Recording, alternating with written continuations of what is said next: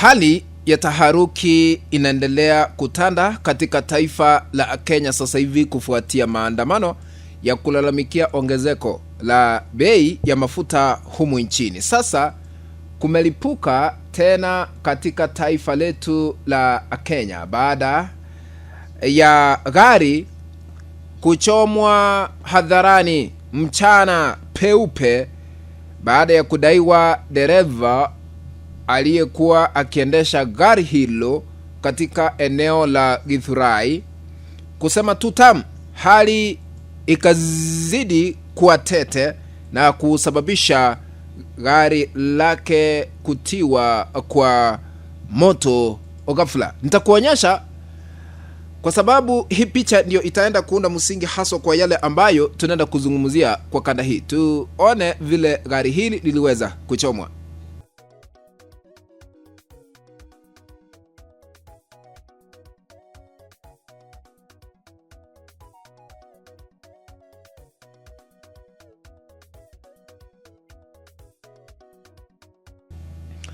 Sasa kabla nizame kwa undani, nashukuru kwa ambao mnatazama hii kana mahali popote mlipo, mzidi kubarikiwa. Kwa heshima na taadhima unapoendelea kutazama hii kana, tukabidhi like. Kuna alama ya kidole hapa chini mwa kanda, bonyeza hiyo alama ya kidole kama njia moja kutukabidhi like, na ikiwa hauja subscribe naomba tukaweze kusubscribe na uwashe kengele ili kuendelea kupata taarifa hizi kemkem kila wakati. Siku ya Jumatatu maandamano yalikuwa yametangazwa kupitia Matatu Owners Association, wakashirikiana na miavuli mingine kufanikisha maandamano kuanza rasmi kulalamikia ongezeko ya bei ya mafuta humu nchini, petroli na dizeli. Sasa kwa sababu kulikuwa na maandamano hapa na pale, Nairobi kila mahali, Kisii kila mahali, Nyahururu, Nakuru, Naivasha, Kitui na sehemu zingine. Sasa gari moja lilikuwa linapita kule Githurai, akaambiwa rudi nyuma, hatutaki magari kupita, hata magari ya kibinafsi hayastahili kupita, kwa sababu inadaiwa kwamba huenda yangejihusisha kwa kusafirisha abiria kutoka sehemu moja kuelekea nyingine. Wakasema kila mmoja aende nyumbani, sisi wote tunateseka, hamna yeyote ambaye ataruhusiwa kwenda kazi, ili kutuma signal kwa serikali kwamba inastahili kushughulikia jambo hili la ongezeko la bei ya mafuta. Sasa mwenye alikuwa anaendesha gari hilo, vile inadaiwa, alikuwa amevalia kofia ya UDA, akarudisha kioo chini, akasema tutam. Hali ikazidi kuwa mbaya, akangolewa kwa gari likatiwa moto na kuchomeka vile nilivyo kuonyesha, na kuisha na kubadilika kuwa jivu. Sasa maandamano hayo yanaendelea Kitengela, Kajiado County, Mombasa tunapoenda hewani sasa hivi.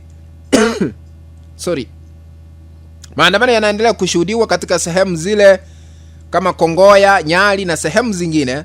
Juja maandamano yanatanda, Naivasha maandamano yanatanda sasa hivi. Lakini nilikwisha kuwatangazia kwamba hapa tutakuwa tunawajulisha kila jambo ambalo linatufikia katika meza yetu ya habari. Lakini sasa serikali imezungumza. Waziri wa Hazina Kuu ambaye ni wa broad based government, the so called expert, ambaye anaitwa John Mbadi, amezungumza. Amesema hivi: bei ya mafuta hata watu waandamana haitabadilika. Fuel prices remains unchanged hadi mwezi ujao wa 6 tarehe 14. Amesema hivi: hakuna kubadilisha bei ya mafuta sasa hivi hadi mwezi ujao, na ameomba EPRA iwe na mazungumzo, waone vile Wakenya wanapitia makubwa, ili mwezi ujao tarehe 14 huenda watafanya communication ili wapunguze bei ya mafuta. Sasa swali tunajiuliza, je, kwani EPRA inapandisha bei ya mafuta kwa sababu haikuzungumza na Wakenya? EPRA ilipandisha mafuta kwa sababu iliongea na mtu fulani?